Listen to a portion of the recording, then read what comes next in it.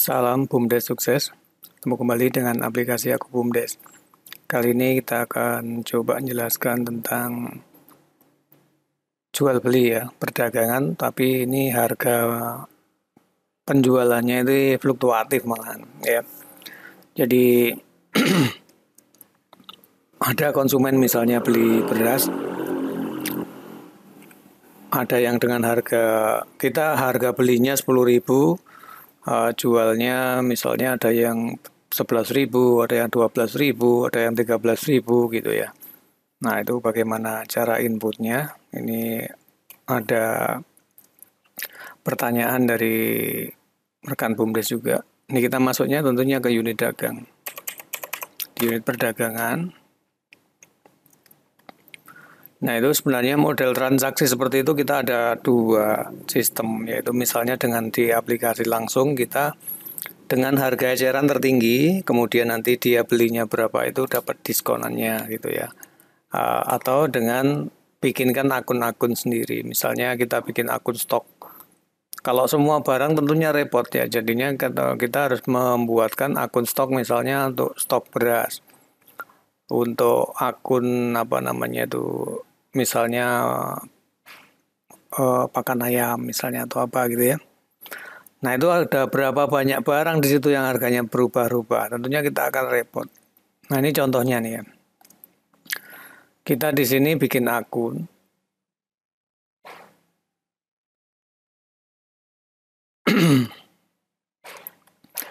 Kita bikin akun-akun untuk menampung stoknya. Nah, ini misalnya belum lagi nanti yang hutang-hutang itu per orang gitu ya. Nah, ini kita harus bikin stok beras, stok gula misalnya, atau stok apa lagi misalnya. Nah, ini kan banyak nanti. Sesuai barang yang kita jual dengan harga yang model aneh gitu tuh ya. Dengan model harga yang lain-lain tiap belinya itu. Jadi tergantung penawaran. Nah, itu sebenarnya sistem yang nggak harus dipertahankan itu. Sistemnya juga mestinya dirubah.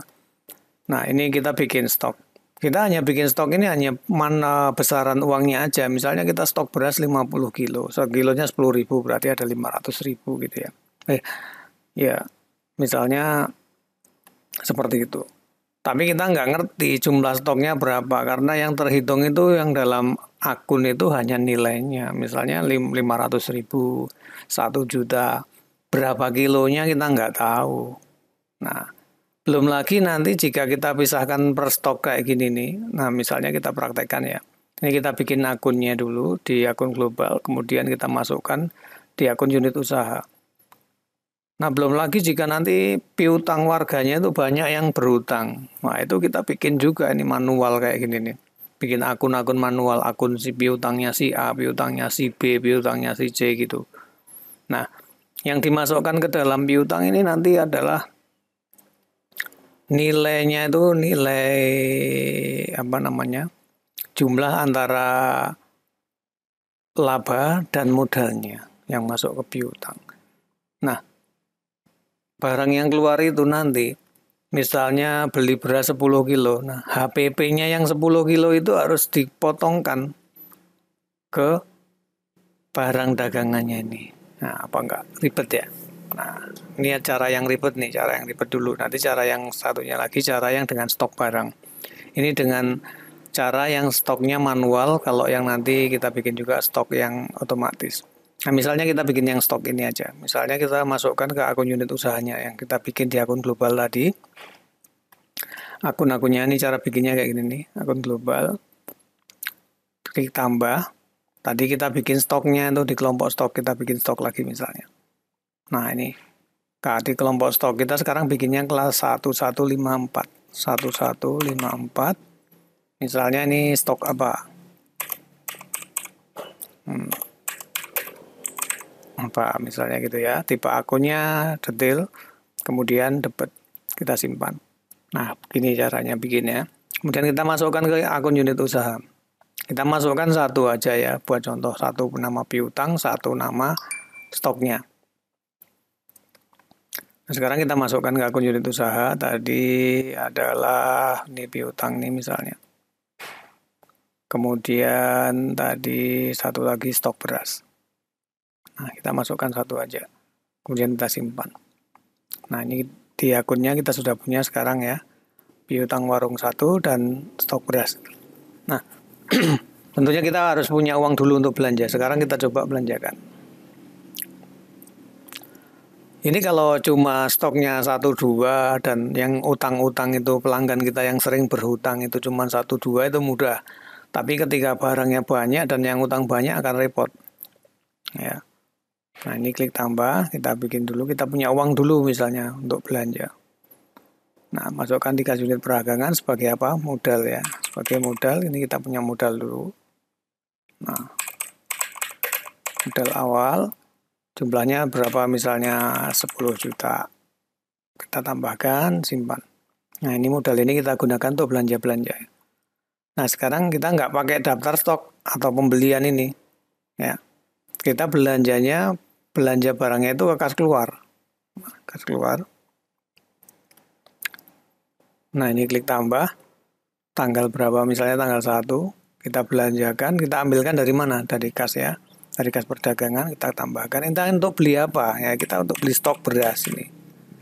Nah, misalnya untuk stok beras. Nah, beli 50 kilo misalnya. 100 kilo misalnya. Ya. Per kilonya berapa? Per kilonya 10.000. Nah, misalnya per kilo 10.000 kali 100 berarti berapa? 1 juta ya. Nah, 10.000 kali 100, 1 juta. Nah, kita tambahkan. Kita simpan datanya.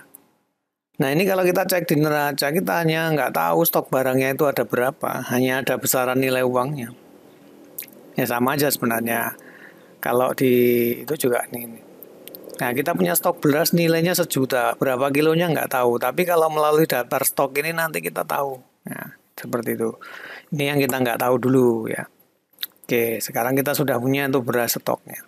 Kemudian pembeliannya ketika ada orang beli, tentunya kita masuknya ke kas masuk. Ini kita yang beli cash saja dulu, yang beli utang nanti ya. Nah, ketika ada orang beli, misalnya tanggal 2. Ada orang beli, masuk ke sini duitnya, klik tambahkan. Nah, itu kan dari pendapatan. Nah, kita harus ngitung, dia beli berapa kilo. Nah, misalnya ke stok, dia masuk mengurangi, dia belinya 10 kilo misalnya. Nah, 10 kilo, ini dia akan mengurangi stok 10 kilo misalnya terjual. 10 kilo. Nah, harganya berapa? Misalnya kita jualnya 15.000 kali 10 berarti 150 kilo. 150.000. Ya. Nah, tapi kan ada biaya 10 kilo yang kita potongkan. Nah, ini yang ke sini yang masuk ke stok beras itu. Misalnya kita laku nih contohnya ya. Laku 10 kilo berarti kita jualnya 15.000. Berarti 150.000. Nah, dimasukkan ke sini. Dimasukkan stok ini ke memotong stok itu HPP-nya. Jadi HPP-nya kan 10.000. Nah, jadi kita 10 kali 10 kita 100.000 nih. Nah, yang masuk ke sini 100.000 ke stok. Tambahkan. Kemudian ada lagi yang masuk ke pendapatan. Labanya. Pendapatan penjualan tentunya. Nah, ini penjualan beras 10 kilo. Nah, berapa nih per kilonya? Tadi kita badinya 5.000. Nah, untungnya 5.000. 50.000. Nah, ini kita harus misah-misah kayak gini nih. Nah, nggak otomatis karena kita harus misah-misah sendiri. Nah, ini terjual 10 kilo, penjualan berasnya 5.000, labanya 50, kita simpan. Nah, seperti ini caranya. Nah, kalau kita lihat di neraca, sekarang kita stok barangnya sudah berkurang 10 kilo ya. Nah, berkurang nilainya tinggal 900.000, kita sudah dapat laba 50.000. Nah, ini yang cash. Tapi kita nggak ngerti stok barangnya. Kita lihat stok barangnya ada berapa kilo itu nggak ngerti, hanya nilainya aja. Gitu. Nah, ini yang penjualan cash. Kalau yang penjualan kredit misalnya, yang diutang. Dari piutangnya itu kas keluar. kas keluar tambah tanggal 2 dari kas perdagangan tambah keluar ke piutang A. Keluar ke piutang warung gini. Oh ya. Oh, caranya seperti ini, guys. Ya. Saya sendiri nggak tahu, makanya bingung ini. Nah, ini sekarang jadi tahu. Nah, Urian, misalnya nih pembelian beras 10 kilo. Nah, 150.000. Oke, kita klik tambahkan. Kemudian kita simpan datanya. Nah, kemudian ini yang keluar. Kemudian kas masuknya. Kas masuknya tuh yang yang ke kas unit perdagangan juga tambah yang 10.000 masuk ke stok yang 100.000 barangnya berkurang. Nah, ini terjual 10 kilo 100.000 ya. Nah, oke. Kemudian labanya satu lagi masuk ke laba. Pendapatan sebagai pendapatan penjualan beras 10 kilo. Ini 50.000 lagi. Nah, seperti ini caranya. Nah, oke. Nah, ini kalau kita lihat di neraca sekarang udah benar.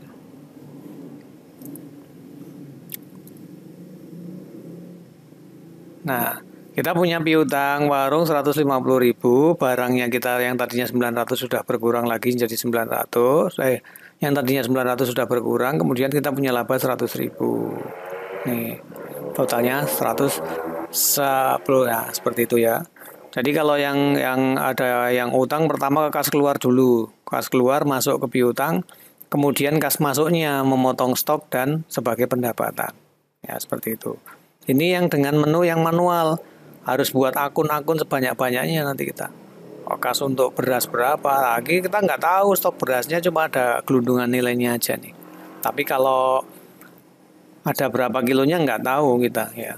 Berapa kilonya nggak tahu. Ini yang cara yang kedua harusnya tadi. Yang cara kedua, cara yang dengan bikin-bikin akun gitu ya. Nih caranya seperti ini. Kemudian cara yang satunya lagi dengan membuat data barang dan data pelanggan. Nah, nanti akan lebih mudah mana. Ini kita buat dulu data pelanggannya. Misalnya pelanggan yang utang itu. Nah, kode pelanggannya apa? Warung ya, misalnya warung Slamet misalnya, atau siapalah. Kalau tahu diisi nicknya, kalau nggak tahu strip aja alamatnya mana. Nah, misalnya Dusun 1. Teleponnya kalau ada catat, kalau nggak ya nggak usah. Nah, ini simpan. Ini data pelanggannya, kita punya ya. Kemudian kita punya supplier, kita tempat beli-beli beras itu. Misalnya suppliernya mana, misalnya supplier. Nama kontaknya siapa, misalnya ini sales nih contoh aja ya, alamatnya mana. Nah, alamat mana, teleponnya tulis saja. Nah, seperti itu, simpan. Nah, ini kita punya sales. Gunanya ada data ini nanti kalau kita punya utang di sales ini kita tahu. Data pelanggan, pelanggan itu punya utang berapa jadi tahu. Nah, seperti itu. Kemudian ini kalau sudah kita buat, sekarang kita bikin daftar stok. Nah, kita bikin stok beras. Nah, ini misalnya beras. Beras enak misalnya, satuannya kilo. Nah, ya satuannya kilo. Data pemasoknya kita belinya dari supplier tadi. Oke, kita simpan. Nah, ini udah punya kita 0 kilo ya. Kemudian kita masuk ke penyesuaian stok. Ini ngatur harganya. Kita jualnya pakai harga tertinggi tentunya kalau pakai seperti itu. Pakai cara-cara yang tadi itu. Tambah beras enak, stoknya berapa. Nah, ini diklik 2 kali di sini untuk harganya. Stok awalnya di 0 ya. Nah, kita belinya misalnya 10.000. Harga jualnya misalnya yang tertinggi 15.000. Misalnya gitu ya. Nah, ini kita save raw, kita reload. Ini udah ada, kemudian kita simpan. Nah, ini kita sudah punya barang, jenis barang dan harganya. Nah, setelah kita punya ini, kita melakukan pembelian ketika kita beli barang-barangnya itu. Nah, kita pembelian, kemudian kita tambahkan C. Nah, ini misalnya tanggal 1, nota belinya, nota 1 gitu contohnya ya, misalnya. Ini supplier dari belinya dari supplier, klik tambah, kita beli apa? Ya, klik. Kita belinya berapa kilo? Nah, misalnya kita belinya 100 kilo. 100 kilo, save row, reload. Nah, kita dapat potongan nggak dari pembelian itu? Misalnya nggak diisikan 0. Wis, kalau strip 0 ya. Nah, nih dibayar. Misalnya kita bond dulu juga ke warung. Oh, kita lunasi dulu yang ini ya. Yang ini kita lunas saja. Nah, ini kita lunas, kita simpan. Nah, ini kalau kita lihat di stok, daftar stok tadi. Nah, kita sudah punya nih 100 kilo. Nah, toh, kita tahu. Nah, kemudian kita melakukan penjualan ketika ada orang beli. Nah, ketika ada orang beli, kita klik tambah. Nah, misalnya belinya kapan? Tanggal 3 misalnya. Nah, beli. Warung Selamat yang beli nih. Oke. Kemudian tambah. Ini Warung Selamat pertamanya misalnya dia beli cash dulu ya. Oke. Belinya berapa kilo? Misalnya dia belinya 20 kilo misalnya. Save row, reload. Nah, ini si Selamat nih dapat potongan nggak? Dia misalnya dia belinya dapat harga 12.500. Nah, berarti potongannya berapa itu tinggal ngalikan aja. Ya. Misalnya dia dipotong per kilonya 1.000. Ya, dia bayarnya 14.000. Berarti kan kali 20, 1.000 kali 20. Berarti kita potongannya 20.000. Ini dia belinya asumsinya 14.000 ya. Nah, gini, dia belinya 14.000 nih. Nah, kita tinggal potong aja. Potongannya ini dikalikan aja. Nah, dia bayarnya berapa? 280.000. Nah, gini ya. Kita simpan. Ini kita bisa lihat langsung stoknya tinggal berapa. Nah, kita lihat di daftar stok. Nggak usah tahu. Nah, ini sudah tinggal 80 kilo. Terus, apa namanya, pembelian barangnya juga kalau dilihat neraca udah otomatis nih. Di persediaan barang ada berapa gitu ya. Nah, ini. Nah, kita di persediaan barang tinggal 800.000. Yang ini yang stok beras, tadi yang ini yang tinggal yang barusan yang kita bikin. Jadi posisinya beda. Jadi ini yang dengan sistem, yang ini dengan yang manual. Manual bikin akun, yang ini yang tersistem. Jadi dia akan terpotong otomatis tadi. Akan terpotong otomatis, kemudian labanya juga yang 30.000. Karena harusnya kita punya laba 50.000. Ya.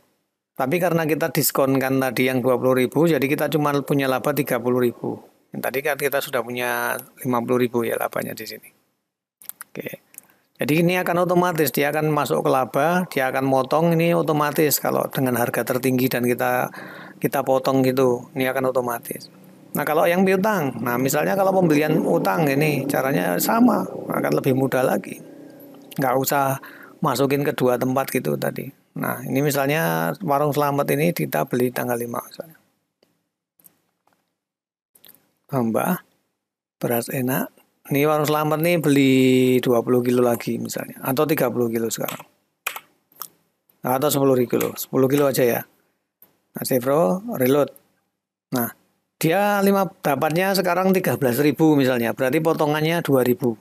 2.000 kali 10, potong lagi 20.000. Nah, gitu ya. Nah, dia cuma bayar 130 karena belinya 13.000. Nah, kemudian dia utang belum bayar semua ya 0. Nah, ini. Nah, atau dibayar sekarang dia bayarnya 100.000 misalnya. Nah, itu bisa. Dia punya utang 30.000. Nah, gitu ya. Nah, misalnya kalau utang total, kalau total nggak dibayar, nah gini. Dia disimpan. Nah, ini kita langsung bisa lihat nih di neracanya otomatis. Barangnya sudah terpotong. Nah, kita punya piutang nih 130.000. Ini selama tadi beli 130.000. Barangnya langsung udah kepotong nih, persediaan barangnya kepotong otomatis. Kita juga langsung punya laba otomatis. Nah, nggak perlu melakukan input-input manual kas masuk kas keluar tadi, ini udah otomatis. Nah, seperti itu ya. Enak yang mana nanti tinggal dibandingkan aja. Nah, ini kalau lihat daftar stok barangnya kita juga langsung lihat tadi. Tadi udah laku 20, nah tinggal 70 tambah 20 tambah 10 yang diutang nih. Nah, kita langsung tahu stoknya. Nah, seperti itu ya kurang lebih ya. Oh, ini yang piutang juga nih, piutangnya dilihat. Kalau si Selamat tadi metode pembayarannya gini. Kalau yang utang manual, nah itu metode pembayarannya bayar piutang. Nah, ini buku bantu piutang. Nah, siapa aja yang punya utang tadi? Nah, yang di sini yang tercatat Warung Selamat, yang otomatis ya. Di Warung Selamat mau bayar, punya utang dari kapan sampai kapan kita cek. Nah, Warung Selamat punya utang 130.000 nih. Ya, ini buku bantunya. Sekarang kalau bayarnya bayar utangnya di sini. Nah, penerimaan piutang. Kalau yang otomatis mudah nih. Nah, tanggal berapa dia bayarnya? Cari pelanggannya, Warung Selamat punya utang 130, mau bayar berapa? 100.000 misalnya. Nah, sisanya 30.000 simpan. Nah, nanti si Selamat ini kelihatan dia punya utang berapa di daftar pelanggan gini nih juga kelihatan dia punya utang berapa. Nah, utangnya tinggal 30.000. Nah, kalau yang manual kita bayarnya gini, kalau yang manual kas masuk. Kas masuk. Kalau yang manual ya pakai akun tadi yang cara yang pertama tadi, tambah tanggal berapa misalnya. Nih, terus masuknya ke kas unit perdagangan, kita tambahkan, dia masuk memotong piutang. Nah, kita cari piutang, piutang warung 1. Nah, ini bayar cicilan, bayar utang misalnya ya. Utang. Berapa misalnya dia utang? Nah, kita nggak tahu dia punya utang berapa ya nggak tahu. Catatannya nggak muncul kayak yang otomatis tadi. Misalnya dia bayar 100.000 nih. Tambahkan. Nah, kita nggak ngerti dia punya utang berapa kalau di sistem ini nggak muncul. Tapi kalau nanti dilihat di neracanya muncul. Tuh ya. Nah, sekarang kita lihat di neracanya. Nah, ini dia sudah bayar nih 100.000, utangnya tadi 150. Tapi kita lihatnya nggak langsung kayak tadi, kita lihat di utang ada berapa gitu nggak, tapi lihatnya di neraca. Nah seperti itu ya, bingung-bingung dikit nggak apa-apa. Nanti dipelajari pelan-pelan juga nantinya akan tahu. Nanti milih mana yang enak, yang pakai yang mana. Oke demikian ya, semoga bermanfaat.